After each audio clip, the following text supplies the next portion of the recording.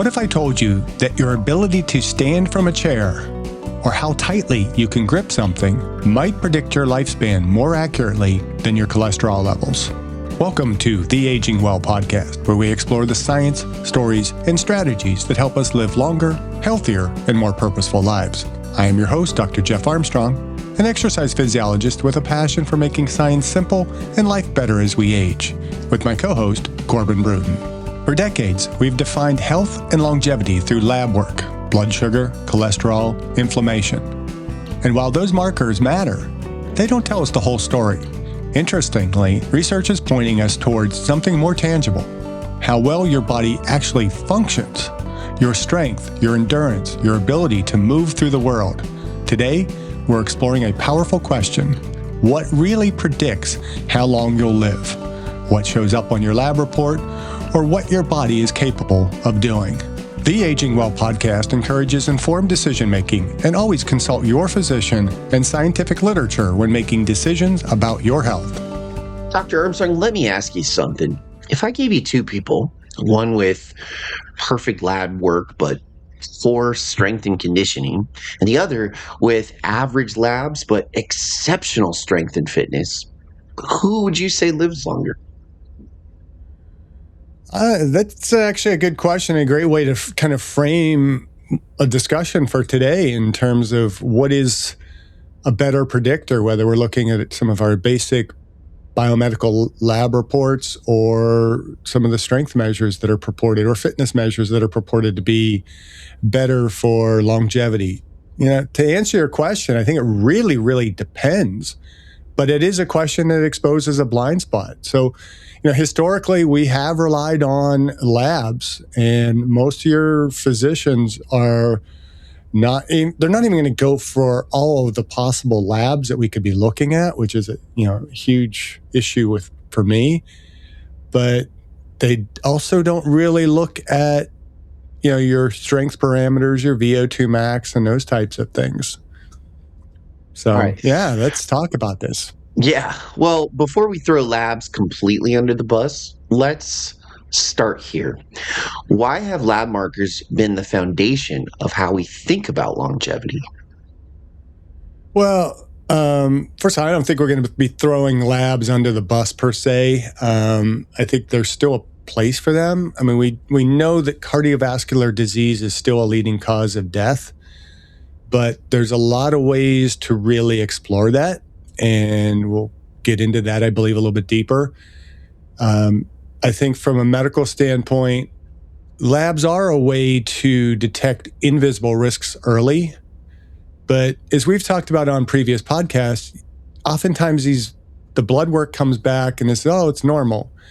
But normal isn't optimal. And we underscore that a lot, that just because you have normal cholesterol doesn't mean you're necessarily in good health, or just because you have, normal testosterone, you're in good health. I mean, normal can mean a lot of different things. So we can't just rely, I think, on a lot of the basic core markers that doctors will look at. We can't just look at ApoB, HbA1c, fasting insulin, C-reactive protein. These are all things they look at. Yeah, they're good indicators of inflammation. They might be reasonable indicators of our risk of heart disease. But a lot of the literature isn't perfect on these. We'll see people with high ApoB, but that doesn't necessarily mean they're going to have a heart attack. And so I think the labs are useful in predicting a possible risk, and they are standardized, and they are a bit scalable based on age and gender and those types of things, but they miss a lot of points. And so I think the reason, to answer your question, why they have become more the foundation for longevity, I think it's just they're a little bit easier to study, and they are more in the ballpark of the education that physicians have gotten. We know physicians are not the best educated when it comes to nutrition and exercise. And so it's easy to go to these markers that can, I hate to say it, but I think a lot of these markers are great for the pharmaceutical companies, because you come in there, you got high cholesterol, you got high ApoB. It's like, dude, you need a statin. And most people are not going to question that. And they'll say, okay, yeah, I'll go on a statin. And the reality is, going on a statin, even lowering your cholesterol, doesn't have as big of impacts on longevity as we tend to think. And so that's kind of why I think we lean into the labs, is that they're just easier. It's easier for a physician to just, write a script for a blood draw, and you get your results, and, you're high, you're normal, you're low. And that's about it. Right. And they go from there. And usually it's a prescription. We treat a symptom rather than, really what's the underlying cause? Why is your cholesterol high? Why is your ApoB high? Why is your lipoprotein A high? Why is testosterone low? Why is, the list goes on and on and on. Nobody asks why. It's just, what can we do about it?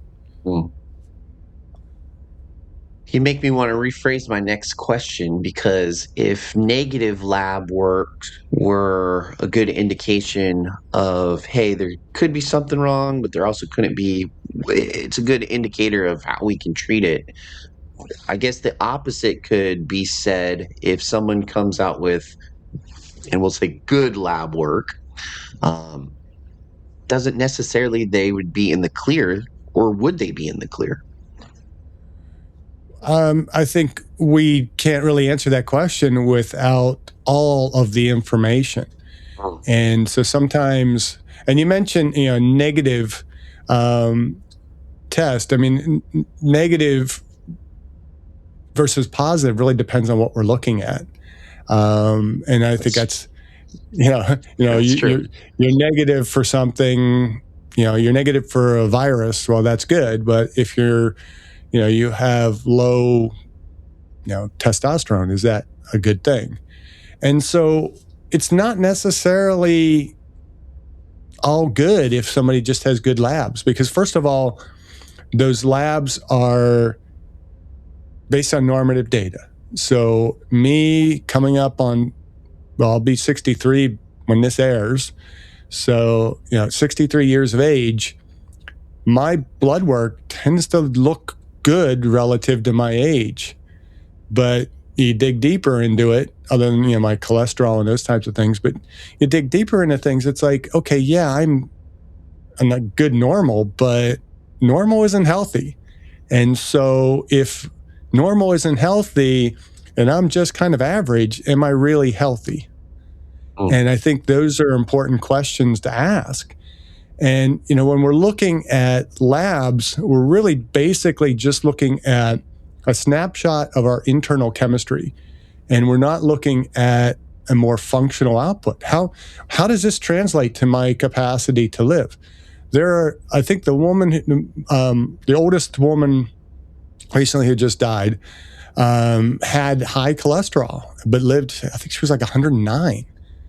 Might have been a little bit older than that. And, okay, she had to be older than 109. But anyhow, she had high cholesterol and yet lived all those years. And then you have other people that have relatively normal cholesterol levels and die of a heart attack in their 50s. So it's not telling us everything. And as well, if I have, moderately high cholesterol or, some of the other markers that we might be looking at, but I can function very well and much more active, what's going to give me better longevity or better quality of life? Even if it's like, okay, well, yeah, you have this high insert blood marker and that shortens your life by, 6 months. But that 6 months difference between you and the person with the lower numbers is, that person suffering with frailty and all other issues, who had the better, longer life? It's like, I'd rather give up 6 months of life and be functional right up until, I drop off the cliff from, third age into fourth age, than to have good markers, but, not be able to function as well in my latter years. And so you can have normal labs, but you might have low muscle mass. Are they looking at bone density? You may be in poor conditioning. A person with good labs can still be fragile. Kind of like a BMI indicator, right? I hate BMI. I know you do, but it's if someone has like a poor BMI reading, doesn't necessarily mean that they're unhealthy. They could have just a significant amount of muscle mass. And then some people with a, a good reading for BMI based off of their, their height and weight, they're really malnourished and unhealthy. Well, I don't know So, if they're necessarily malnourished, but yeah, you can have somebody who has a normal or even low BMI, that low BMI is an indication that they are under muscled. And somebody with a normal could be both under muscled and over fat, and it's not really showing up. Whereas you can have somebody in a normal and I actually prefer to see people with a BMI over about 20, around 25 or even a little bit higher, not excessively high, but that if it is because they have a little bit more muscle mass, that is much healthier than somebody with a lower BMI. right. And so BMI is just a horrible indicator of what people's fitness would be. But it underscores what we're talking about in terms of these lab discussions. I mean, most physicians, without even looking at your body, the computer prints out a BMI and, your BMI is good. Well, is it really? We'll pause briefly to acknowledge the affiliate partners who help keep this podcast going. We're not sponsored, and we only partner with brands we've researched extensively and personally use. Your use of our affiliate links doesn't cost you anything extra, but it does help support the mission of the Aging Well podcast, bringing practical, science-informed guidance for living well as we age. You can also support the show by contributing to the tip jar linked in the show notes. Thank you for making this work possible. Okay, so then let's flip it then, because we've talked about it a lot, and I know you've said it before that strength and fitness might be even more important than people realize. So let's make that case. Okay, well, there are some indicators. There have been some studies that have looked at various measurements of strength and argued that they are much stronger predictors of longevity. One being grip strength. Grip strength has long been a pretty strong indicator or predictor of mortality. If you have good grip strength, generally that means you have good overall strength. And when we look at that, there's a lot of reasons why grip strength would be important. If I can grip something, I can open a can or jar. And for an aging adult, if they can't open cans or jars, that limits their capacity to be able to get some food. Or maybe they can't open packaging. I don't know if you've ever tried opening some of these like zipper top frozen food packages lately. But sometimes, man, they're hard to pull open. And I got pretty good grip strength. And I look at those and I think, wow, if I were old and frail, I wouldn't be able to eat this food because it's really hard to open this. And so having grip strength allows us a little bit more functionality. Do I think that's the best strength marker? Probably not. There have been some studies recently as well that have looked at, and we actually did an episode recently about calf strength and how, that calf strength and doing calf raises can lengthen your life. Well, yes and no. I mean, if you have good calf strength, but everything else is frail, that's not necessarily going to benefit you. So it's the same with grip strength. I mean, it's a component of strength, but I think we need to look at overall strength. And I would argue something more like a sit to stand kind of, a chair stand kind of test is a much better indicator, because if somebody can get up and down from a chair without using their arms to push off of the arms of the chair or push off on their legs or using any kind of assistance, that is a very good indicator of their independence and the risk of falling. Somebody who can stand and sit without assistance is less likely to fall than somebody who has much greater difficulty getting up and down. And, grip strength alone doesn't really tell us about a fall risk. Even calf strength alone doesn't tell us that risk. We need indicators of balance in there, as well as, I think, quadricep hip strength. That how much weight we can squat, I think, is a very, very good indicator of longevity. There are other tests that are out there. Sometimes gait speed is considered to be the sixth vital sign. If you can walk more briskly, you're going to have a lower risk of falls. Generally, you're able to function more effectively, and if you can function more effectively, you're more likely to live longer. And another one that comes up a lot, and I know it's part of what prompted the conversation about having this episode, was watching, I believe it was Dr. Nick Horowitz's discussion about Peter Attia's book and his emphasis on VO2 max as the strongest predictors of lifespan, and how basically the study that he used in the book, and there's a bunch of issues going on with that. I don't want to necessarily throw Dr. Attia under the bus, but I think it was a little bit overplayed in terms of it is a strong predictor. And the study that he cites apparently in his book doesn't even mention VO2 max. It really talks more about MET level, but MET versus VO2, as you know, is essentially the same thing. We get in a whole discussion of how useful METs are. It's another term that I have to use in exercise physiology that I'm not a big fan of. But VO2 max is considered a strong predictor of lifespan. I'm not convinced that alone is a best indicator, because there's a lot of reasons how people can have high VO2 max, and you can still be relatively frail. You can have osteoporosis.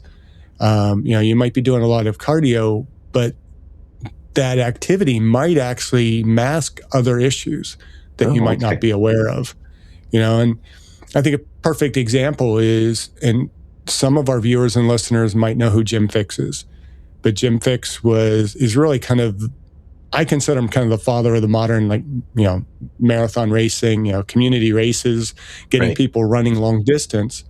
He actually died, and I believe he was in his early 50s, with, he was a candidate basically for, I believe it was triple or quadruple bypass. I mean, there was so much blockage in his heart, but he was otherwise extremely fit, and he'd lost weight, but he had a lot of these underlying issues that were there for years, and he had a family history of heart disease and those types of things. And so I'm sure his VO2 max had improved dramatically, and that alone should say, well, he should have improved his longevity, but he didn't.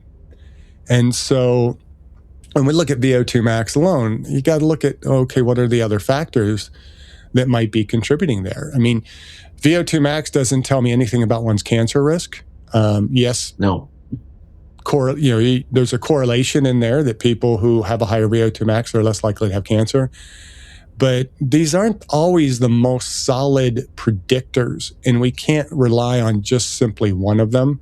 Mm. But, given a choice, I would probably take VO2 max over cholesterol as, a predictor of longevity. But, there's so many other things that we can get into. And you get into the whole idea that, aging is biomechanical psychosocial.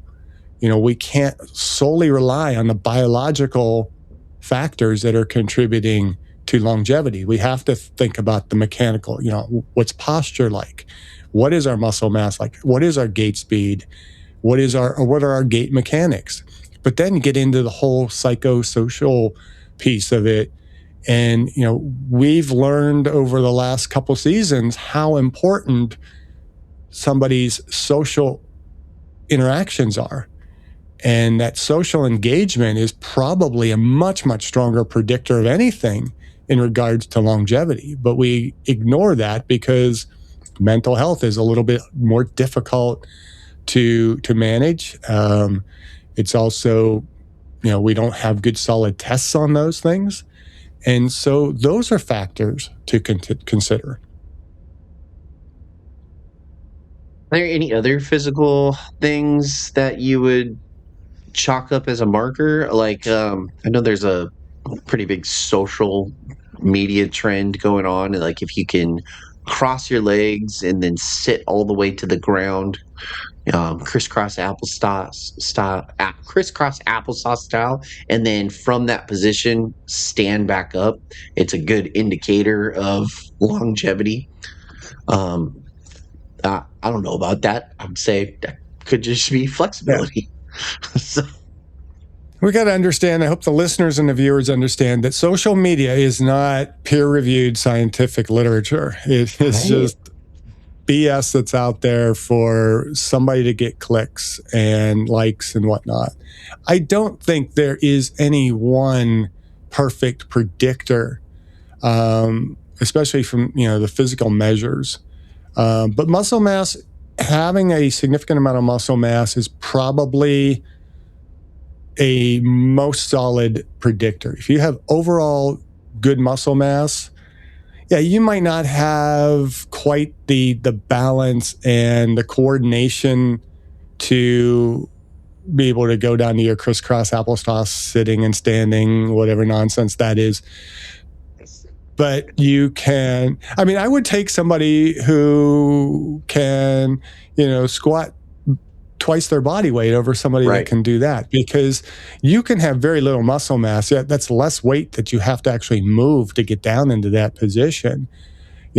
I would bet that that is not something that not that Eddie Hall or Brian Shaw, some of the strongest guys in the world, have great longevity per se, because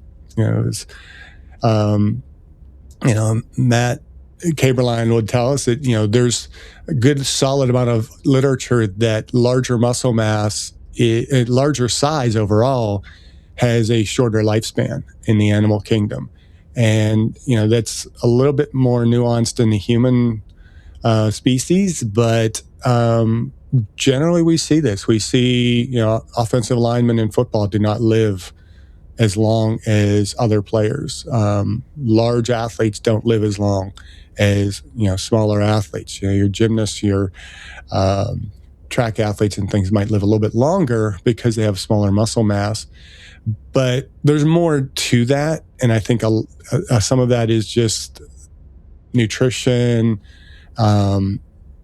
the stress that maybe it puts on the heart and things like that. And you're not necessarily, big athletes are generally not the most cardiovascularly fit athletes as well.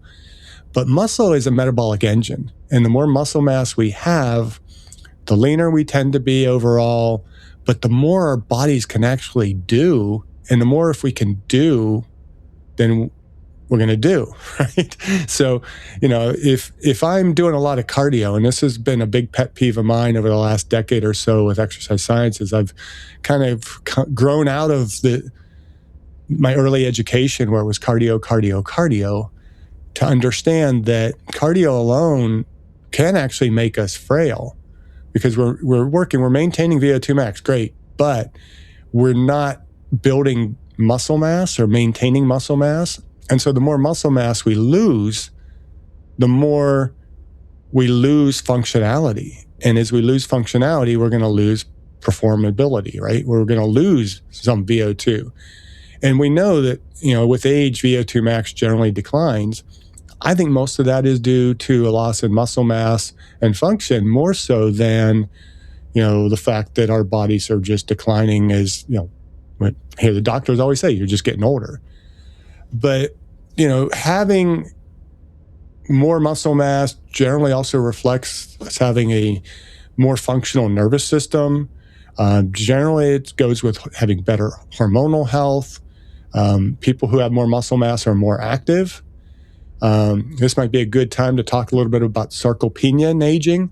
Sarcopenia is the term that we use for the loss in muscle mass. And as you recall from Physiology of Exercise, the textbooks basically tell us that from 25 to 50, we're going to lose, about 10% of our muscle mass, and then we're going to lose an additional 40% as we go from 50 to 80. Yeah. But that isn't an absolute. If you look at across the population, people who are active, lifting weights and doing things are not going to lose that same level of muscle mass. So it's not inevitable that you are going to see sarcopenia as you age. That sarcopenia is generally associated more with a decrease in activity relative to lifestyle than it is to, just having another birthday.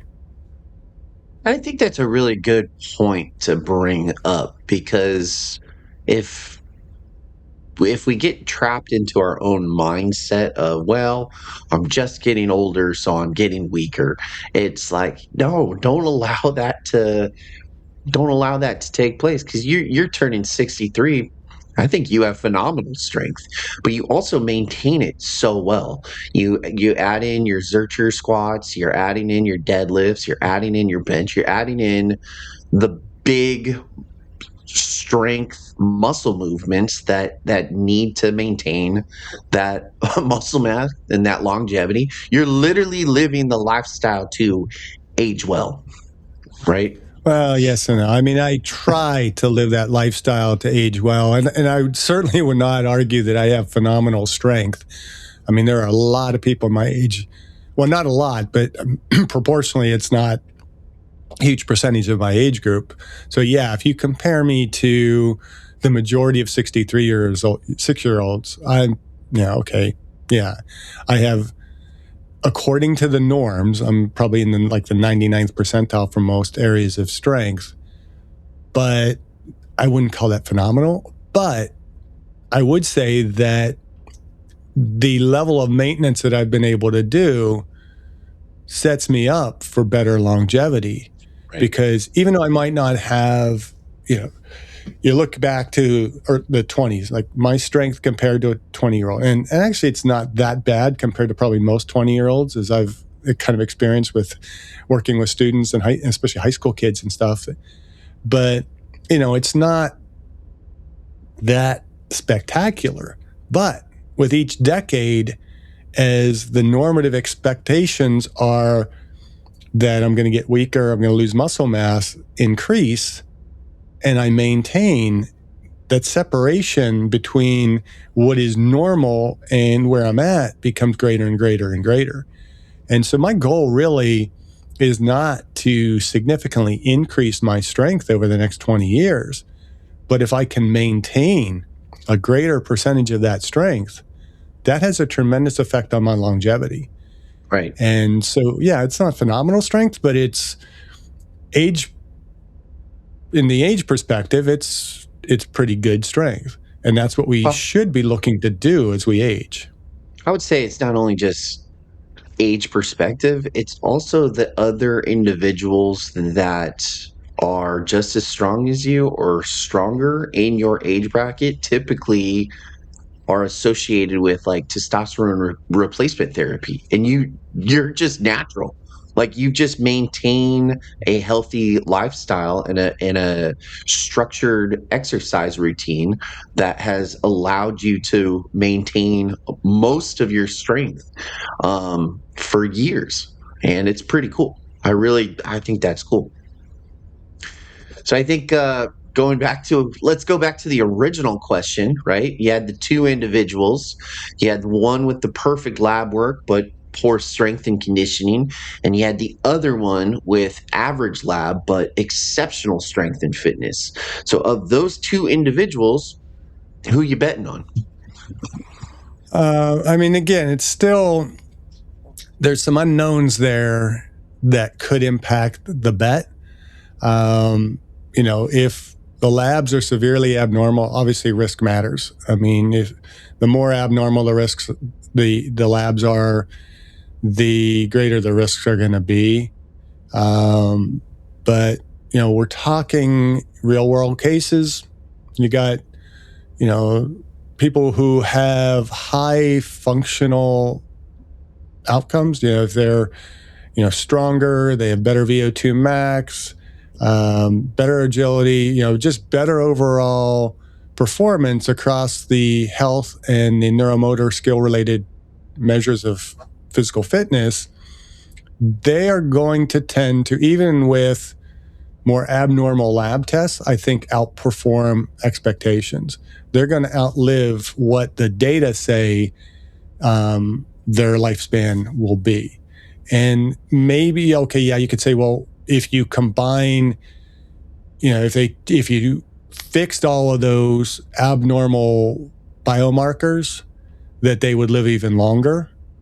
But, when you're looking just strictly at longevity, you're going to have, somebody who is less fit, good blood markers, versus somebody who has poorer blood markers but is more fit.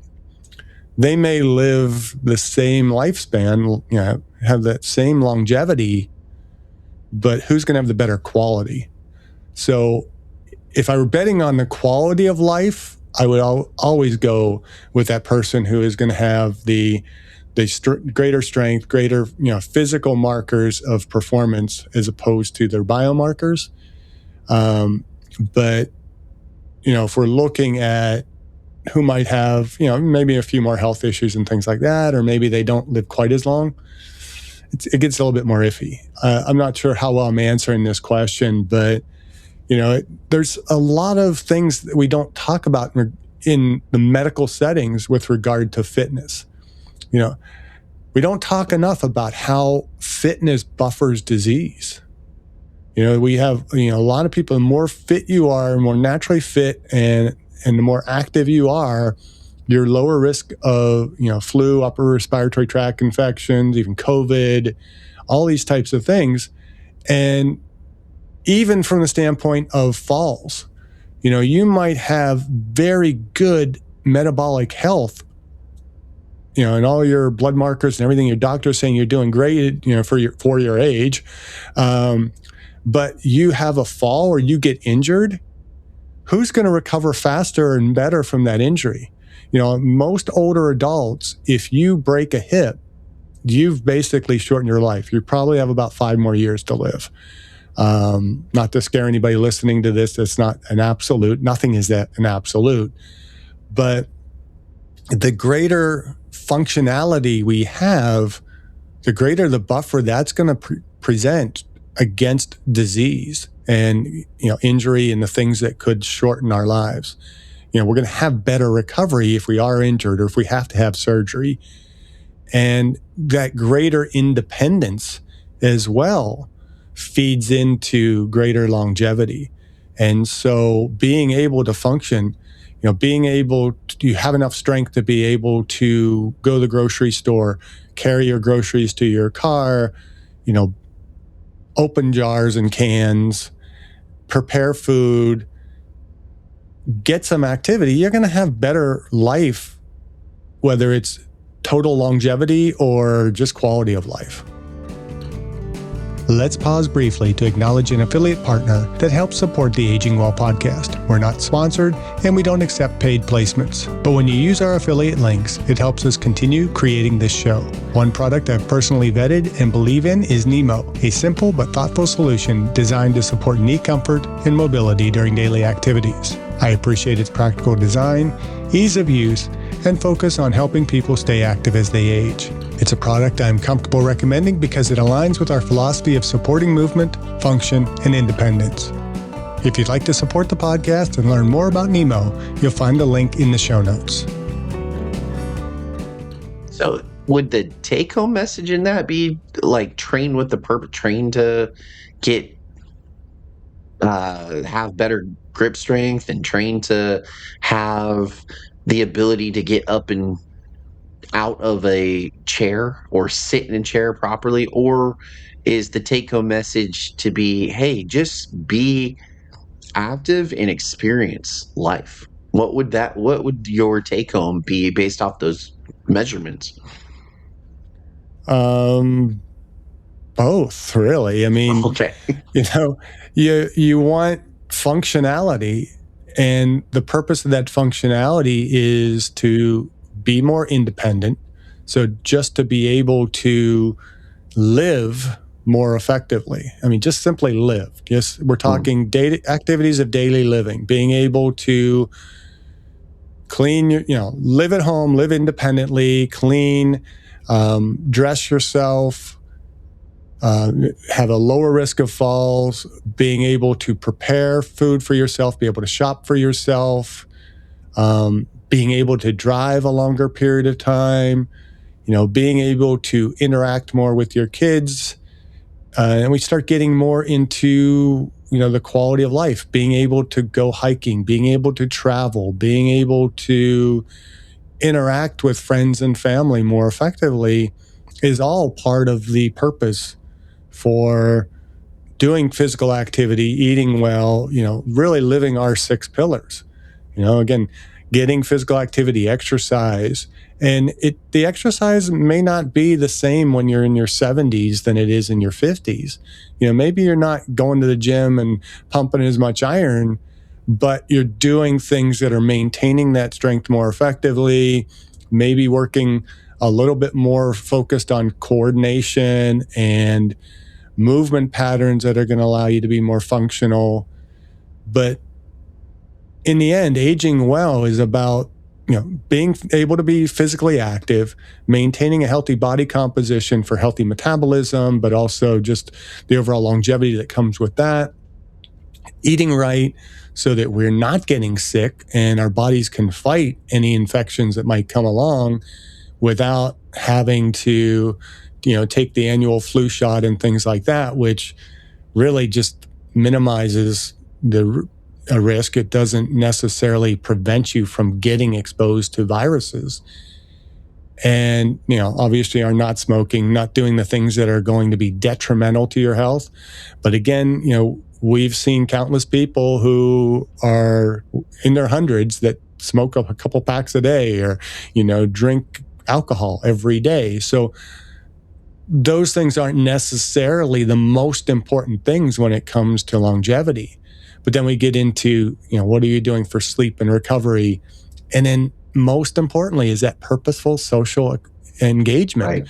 And the more engaged we are, the better our longevity is going to be. And we can be more engaged if we are more fit. Having high cholesterol does not cause me to not be able to interact with my kids or, with family or my neighbors or my students or whatever it might be.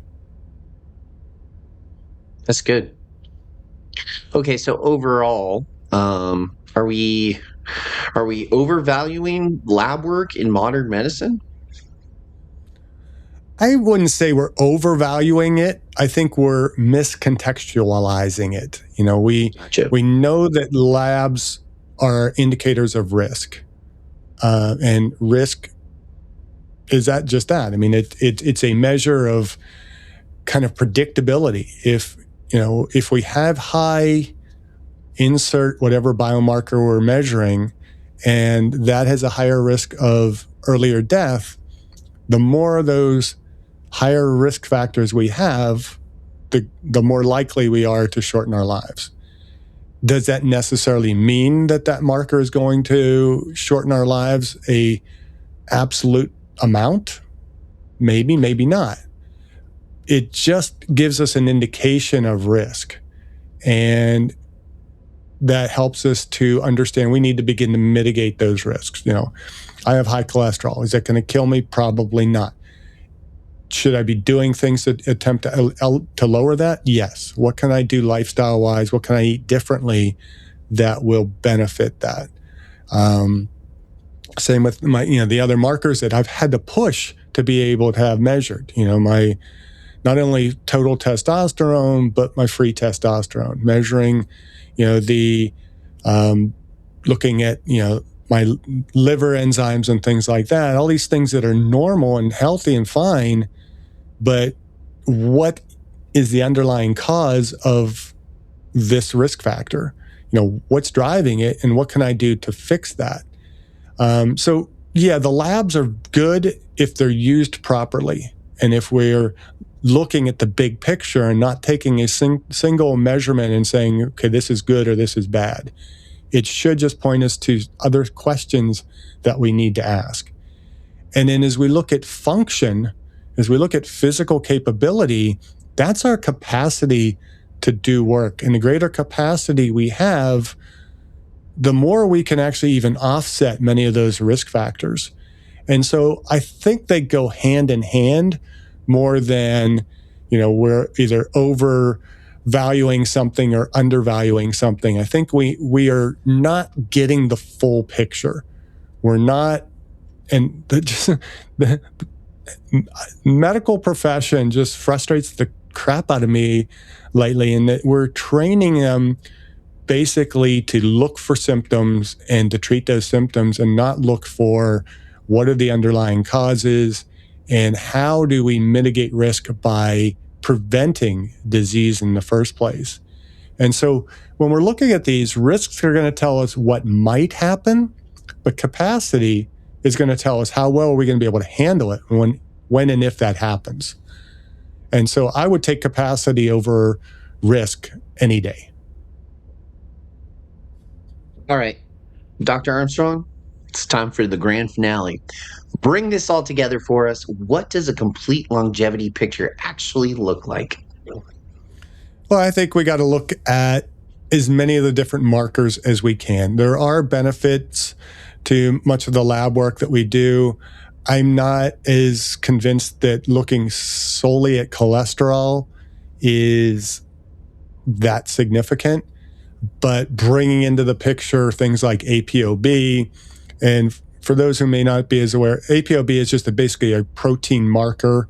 It's part of the structure of the carrier that literally carries the triglycerides, which is the cholesterol in our body. And you can have a high ApoB, and if you have a high but you have relatively low cholesterol, that means you have a lot of small molecules of cholesterol, which could be more significant to cardiovascular disease, even if your overall cholesterol is normal or relatively low. Or you may have high cholesterol but relatively low ApoB, could mean that you just have larger molecules of cholesterol. Well, why is your body producing more cholesterol? The risk of that getting into your arteries and causing blockage that might lead to heart disease, there's a lot to consider in there. Same with things like APA-1C. Fasting insulin, I think, is very important because that's telling us our insulin resistance and our capacity to appropriately utilize glucose in our systems. If our blood levels are high, if we have high insulin and we have high glucose in our blood, we have a much greater risk of inflammation and damage to the blood vessels, which is going to contribute, along with those other variables, to heart disease.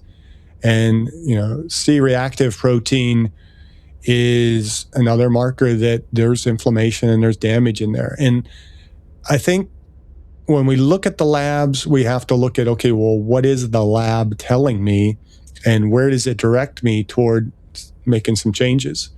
I think we have to look at organ health. Our organ function contributes to these markers. And oftentimes we look at, okay, the marker is high. What can we do to lower it? We could take a statin that can lower our cholesterol. But why is the cholesterol high in the first place? If we're not addressing what is leading to the high numbers, and all we're doing is taking a drug to lower those numbers, we're not benefiting the body at all. And so, is our liver healthy? And we see a lot of people, because of alcohol consumption, because of the high processed foods. We've talked a lot about iron lately, and I'm looking at iron having some significant impact on liver function. So we want to look at things like ALT, GGT, there's a number of other different markers that look at your liver function. Right. Are those high? Are they normal? If they're normal, but you're still seeing high cholesterol and some other things, what else is going on? We want to look at kidney function, looking at things like EGFR, glomerular filtration rate. cystatin C, a lot of different markers that we can look at in the kidneys. Are our kidneys functioning properly? Because if they're not, then we want to fix that, because that's going to lead to other problems. And then as we look at function, obviously grip strength is something that we can measure pretty easily. One of the reasons why, it is so correlated with longevity is because it's an easy study. You can go in a nursing home and have somebody do grip strength. VO2 max is a little bit harder to measure. We can estimate VO2 max based on people's functionality, if they can perform. That's why I think, VO2, to really get an accurate measurement of it, requires going into a lab, getting them on a treadmill, getting them on a bike, and measuring it. That's hard for a lot of people. If we go to things like gait speed, doing, things like a 6-minute walk, or, there's, I think it's a 6-meter walk is one of the tests that can be used in the older population. Just how fast can you walk a short distance is going to be a better predictor, probably in the long run, than VO2 max, because it is more, it's easier to measure, but it's also going to be a bit more accurate to what people are functionally able to do. But that's simply that chair stand test alone. I mean, how well can somebody get up and down out of a chair, Right. is going to be a really, really great test. And so there's no singular predictor of longevity. There are many different factors that we should consider, but we need to consider across those capacities. What's your blood work telling you? What is it telling about various organ health, organs and their functionality and health? And what measures can we look at to determine your overall functional capacity? And without going overboard, I mean, obviously, physicians don't spend enough time with us as it is. Are they going to do half of these tests? Probably not. Some of it we might have to do on our own. Are we motivated enough to do that for ourselves? And, so there's plenty of things that we can look at. Does that change across the lifespan? That is a perfect thing to consider, because yes, it does. And because it does, how those markers are at various stages of life, they're going to predict your longevity at that point, but things change over the lifespan. And so those values and their value as a predictor are going to change across the lifespan. And so our best approach to aging well will be to, across the lifespan, take the focus that is going to lead us to having that greater longevity. And so when we're younger, we're in our, under 30, age, you want to be building as much capacity as possible. Build strength, build up your VO2 max, build up flexibility, build up, healthy muscle mass, and and bone mass. One of the best predictors of osteoporosis for women postmenopausal is going to be how much physical activity, weight-bearing physical activity, did they do in their, pre-pubescent years. Getting women lifting weights and moving and participating in sports is going to go a long way to helping them have better bone mineral density in their latter years. And so when we're younger, we build our capacity. Now we have a greater amount to lose. So if there is, in fact, this set linear curve of decline that comes with aging, the more we have, the higher we're starting with on that slope. And the better we're going to be in our latter years. If I have, much, much more muscle mass and strength to lose, and I lose it at the same rate as somebody who has a lower starting strength and muscle mass, 20 years, 30 years down the line, we've gone down that same slope, but who's better off? And so we want to start early And then once we get into midlife where it's more difficult to really improve and build that capacity, then we want to start looking at managing risk. What are we doing in our diet? Maybe those blood markers might be a little bit more predictive in our midlife of how much longer we're going to live. And so I have high cholesterol and I need to change my diet a little bit. If I have greater inflammation, what can I do in order to mitigate that a little bit more? And then as we get older, beyond midlife, into that kind of third age, we want to preserve function as much as possible. So keeping active, still doing things, maintaining the lower capacity that we've built. Then as we do these things, we're going to age well. Let's take a quick moment for an affiliate break. The Aging Well podcast isn't sponsored and we don't sell our airtime, but we do partner with a handful of companies whose products we've vetted, use ourselves, and genuinely believe support healthy aging. When you use affiliate links in our show notes or contribute to the tip jar, it helps us continue bringing you thoughtful, evidence-informed conversations. Thank you for supporting the show. Okay, so why has the system leaned so heavily towards labs instead of function? That's a really good question. Why? I would love to address some, teachers at a medical school. Why the hell are you not teaching some of this stuff that you need to teach? And I understand, some of it is just there's limited time. There's also just a limited history of doing it. But, when it really boils down to things, what's easiest and what's going to have the greatest return profit-wise for hospitals, for physicians to be able to do? When we look at labs, they're easy. They're objective. It's a concrete number. You're either in the green zone, the orange zone, or the red zone when it comes to, normal, optimal, or, extreme. So it's relatively easy to kind of, I don't have to have much interaction with my doctor. I get a report on my blood work and it's just like, oh, you're normal. Okay. You get a report. They don't have to say much about it because you're either high, low, or normal. And most of the times we're normal because, normal is bad. It's out of shape, especially as we're aging. But the biggest reason I think that they lean more into labs is they're billable. You can bill a lab.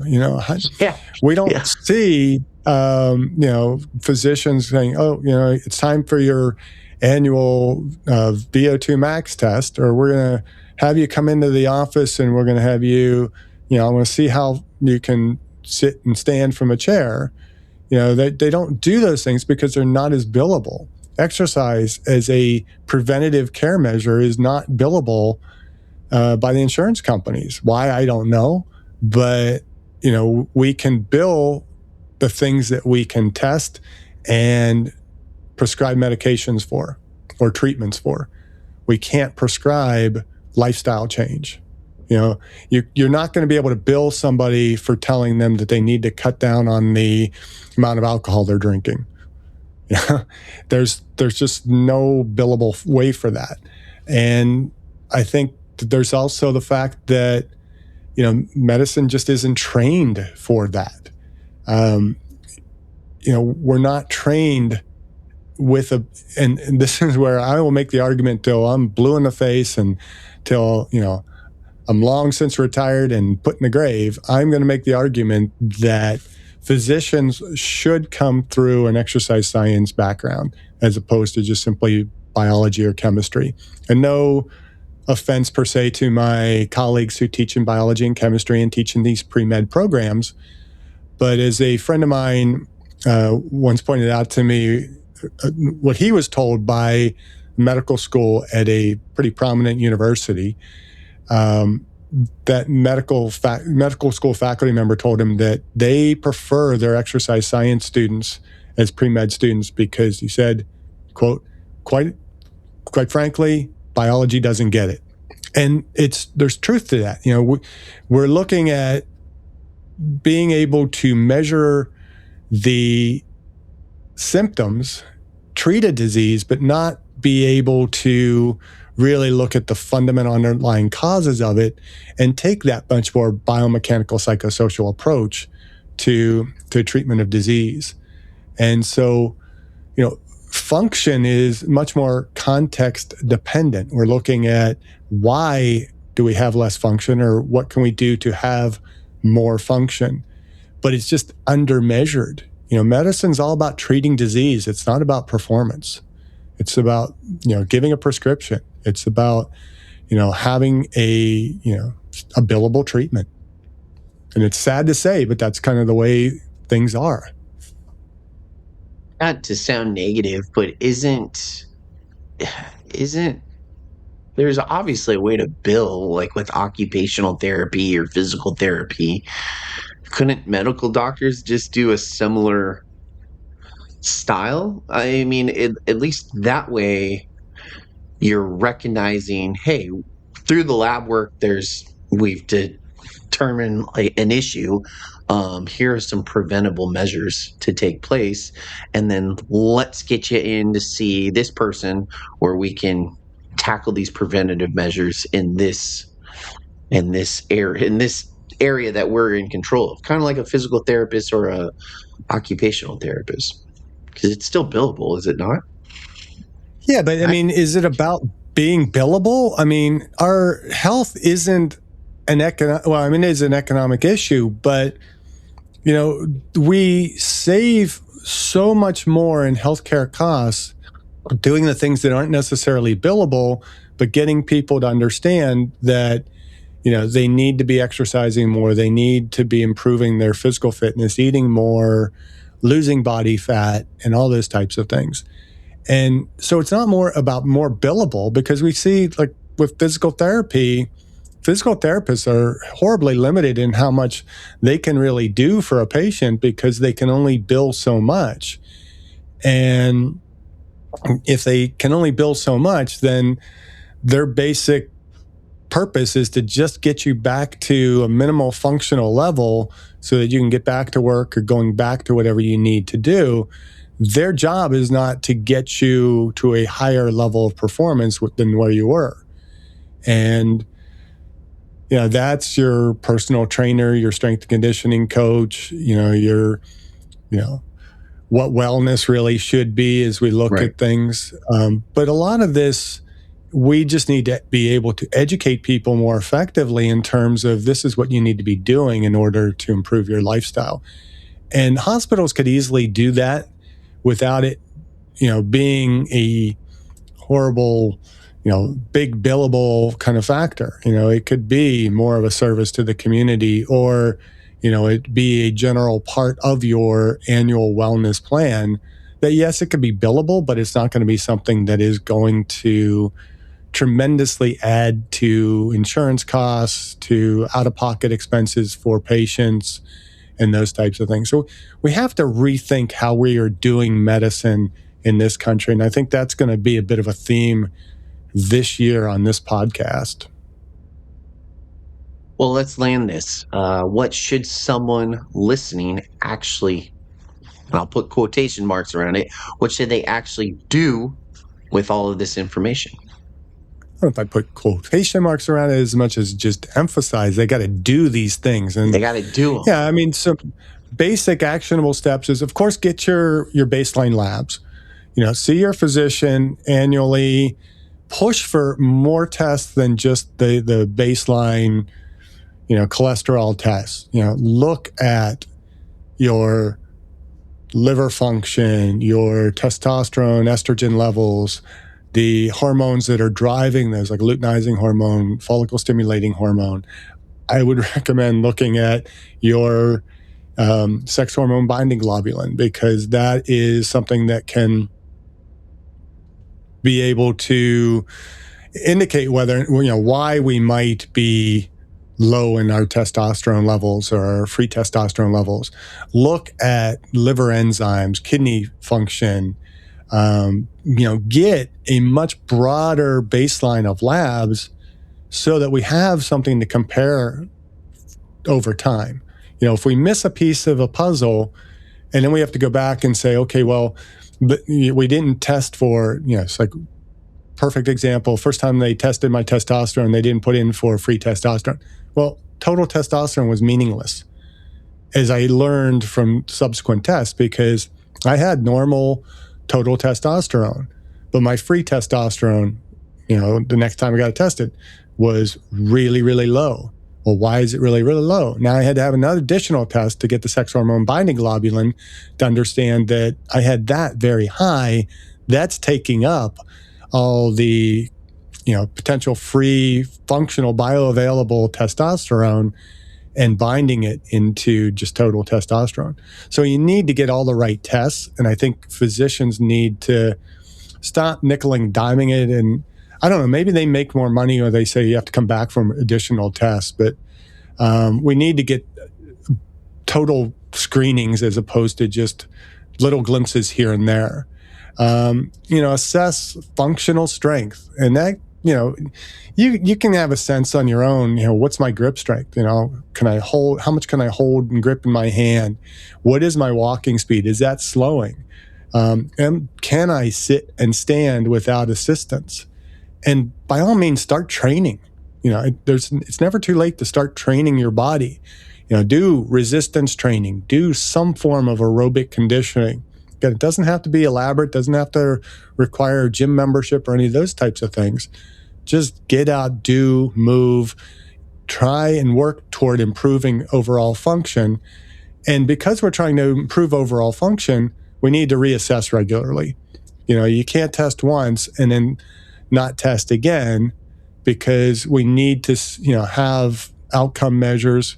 We also have to have kind of that pre-test, post-test effect. And so get out there and, get tested and do. Wow, that's good. All right. So if you were to advise a battery of tests, what would you recommend? Again, I'm not even sure of all the potential batteries of tests. I would really love to get the full Monty that Morley Robbins had recommended. It's just, it's not covered by my insurance, and I just can't justify the $250 I think it was going to cost me with a discount to do, because I knew that I would have to retest it. And so, it's not just a $250 investment today. It's, 6 months from now, another $250. And I think it's something my physician should be recommending and should be covering. But I think, just again, your basic blood markers, your cholesterol, triglycerides, glucose, insulin, those types of things, looking at markers of inflammation, looking at liver function, looking at kidney function, looking at testosterone, estrogen, and the precursors for that. So if you're getting testosterone or estrogen done, what is follicle stimulating hormone, sex hormone, luteinizing hormone, sex hormone binding globulin? Get a complete measurement of your biomarkers. I would also include, as you're looking at battery tests, doing your regular cancer screenings are always important as well for longevity. But then get into basic fitness tests. And it doesn't require going to anybody particularly. You can just simply measure your performance walking a short distance. How long did it take you? And keep measuring that same thing in the same circumstances over time. You're going to see whether you're improving or whether you're declining. When we look at strength, doesn't have to be a back squat. It's just how much, maybe it's no weight at all. Just how many times can I sit to stand unassisted in, a minute? There's countless batteries out there. I mean, it'd probably be a whole series of episodes to be able to go through all the different batteries that we test. But, we want to test the blood markers. We want to test parameters of strength, cardiovascular fitness, and look at also performance measures in terms of speed, power, agility, those types of markers. Okay, so if you had to sum all this up into one sentence, what would it be? I would say that longevity is built at the intersection of low biological risk and high physical capacity, and you need both. All right. Well, I guess to summarize today's episode, if you had two individuals, one with phenomenal strength but average results of their lab work, and one with phenomenal lab work but average results in their strength, it doesn't necessarily mean that one is healthier than the other. If you're wanting to improve yourself, labs are a great tool in order to figure out, hey, there's an issue that I need to improve on. Doing the work or training appropriately in order to get those issues is going to be far greater than taking medication or anything like that. You want to stay active, stay moving, focus on the current needs in order to age well. Thank you for listening. I hope you enjoyed this episode of the Aging Well podcast. Please like, subscribe, or follow, and share this episode with a friend. And be sure to visit the affiliate links in the description below. Thank you for listening, and until next time, keep aging well.